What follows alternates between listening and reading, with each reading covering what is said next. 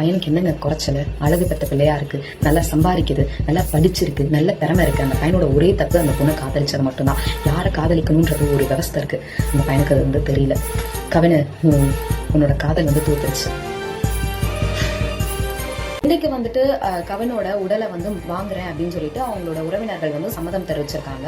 அந்த பொண்ணு 4 நாளுக்கு அப்புறமா நேற்று ஒரு வீடியோ வந்து போட்டிருக்காங்க. அதுல என்ன அப்படி குறிப்பிட்டிருக்காங்க அப்படின்னா, என் தம்பி வந்துட்டு எங்க கல்யாண பேச்சை பேசுறதுக்காக மட்டும்தான் கவினை வந்து கூப்பிட்டதாகவும், எங்க அம்மா அப்பாவுக்கு இதுக்கும் சம்மந்தமே இல்லை, அவங்களுக்கு எதுவுமே தெரியாது, விட்டுருங்கன்னு இவ்வளோ ஈஸியா வந்து ஒரு வீடியோ வந்து வெளியிட்டிருக்காங்க. அதுல கொஞ்சம் கூட ஃபீலிங்ஸ் இருக்க மாதிரி தெரியல. அவங்க ஏவி விட்டு, அதாவது அவங்கள சுத்தி இருக்க பீப்புள்ஸ்லாம் பேச சொல்லி தான் பேசுறாங்க அப்படின்னு நிறைய பேர் பேசிட்டு இருக்காங்க. அதுதான் உண்மையும் கூட. அதாவது அவங்களோட பேரண்ட்ஸ் வந்து போலீஸ் பிடிச்சிட்டு போயிட்டாங்க, அடுத்து நம்மளை பிடிப்பாங்க, அடுத்து ஏதாவது ஆகுன்றதுக்காக அவங்க ஈஸியா தப்பிக்கிறதுக்காக இதை வந்து சூஸ் பண்ணியிருக்காங்கன்னு தான் நான் நினைக்கிறேன். அதாவது அந்த பொண்ணு நினைச்சிருந்தா, அவன் ஒருத்தனோட உயிரே போயிருக்கு, அதுக்கு நம்ம வந்து போராடலாம் அப்படின்னு நினைக்கணுமே, ஏன் நினைக்கல? எதனால நினைக்கல? அவன் போயிட்டான், இதுக்கப்புறம் இருக்கவங்கனால நம்ம காப்பாத்திக்கணும்னு நினைக்கிறது இவ்வளவு ஒரு கேவலமான செயல். நீங்களே சொல்லுங்களேன். எல்லாரும் வந்து சொல்றாங்க, இதுக்கு என்ன பண்ணணும்? அந்த பொண்ணு வந்து சாவணுமா?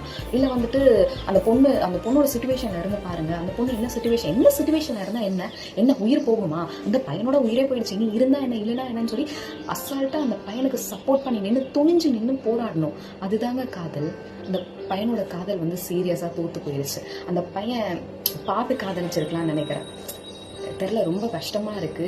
நான் 5 நாளுக்கு அப்புறம் இன்னைக்குதான் உடலை வாங்கியிருக்காங்க, வெட்டி சாச்சிருக்காங்க. இப்படிப்பட்டவங்க வந்து அவங்கள வெட்டின அந்த சுர்ஜித்தோட இன்ஸ்டாகிராம் ஐடியில போய் பார்த்தீங்க அப்படின்னா, அந்த பையன் வந்துட்டு அருவாள் கத்தின்னு வச்சு அவ்வளோ அழகா ஸ்டேட்டஸ் போட்டுட்டு இருக்காரு. அவங்களுக்கு சப்போர்ட் பண்ணிட்டு இருக்காங்க. அந்த பொண்ணு காஸ்ட்ன்ற ஒரு அந்த இதுவே வந்து எடுக்கவே கிடையாது. இதனாலேயே நடக்கல, எங்க காதல்னாலேயும் நடக்கல, வேற ஏதோ பிரச்சனைன்ற மாதிரி கொண்டு போறீங்க. மனசாட்சியெல்லாம் இருக்கா உங்களுக்கு? இப்போ நீங்கள் எல்லாரும் வாழ்ந்து என்ன பண்ண போறீங்க? எனக்கு புரியல. நீங்கள் எல்லாரும் இல்லைப்பா அப்படின்னு சொல்லிட்டு உங்கள் பேரண்ட்ஸ்லாம் கூப்பிட்டு வச்சுட்டு ஓகேன்னு சொல்லிட்டு சமாதானம் பேசி முடிச்சு என்ன பண்ண போறீங்க?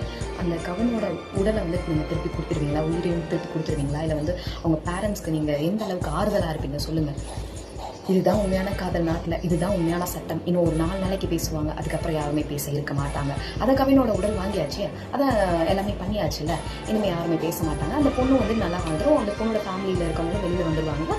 இனி வந்துட்டு ஜாலியாக அப்படி போயிட்டு இருக்கோம். இதுதான் லாஸ்ட் சாவுனா கிடையாது, சத்தியமாக சொல்கிறேன். கவினோட சாவு தான் லாஸ்ட் சாவுனா இருக்கவே இருக்காது. இது தவிர்த்து இன்னும் நிறையா தான் ஒரு சட்டமாக வந்து ஒழுங்குபடுத்தணும், அவங்களுக்கு தண்டனை கொடுக்கணும். இவங்க வந்து ஒரு கொலை கேஸில் உள்ள போகிறாங்கன்னா அதே கொலை கேஸில் அவங்களுமே வந்து செத்துருக்கணும். அதாவது ஈஸியாக எல்லாருமே வந்துட்டு அவங்க கொஞ்ச நாள் இருக்கட்டும், வெளில வந்துடலாம்னு சொல்லிட்டு ஈஸியாக பண்ணிட்டு இருக்காங்க. இப்படிலாம் இருந்தால் நாட்டில் இன்னும் தப்புகள் வந்து பண்ணிட்டு தான் இருப்பாங்க. இதுக்கு ஒரு நியாயமே கிடைக்காது, தெரிஞ்ச விஷயம் தான்.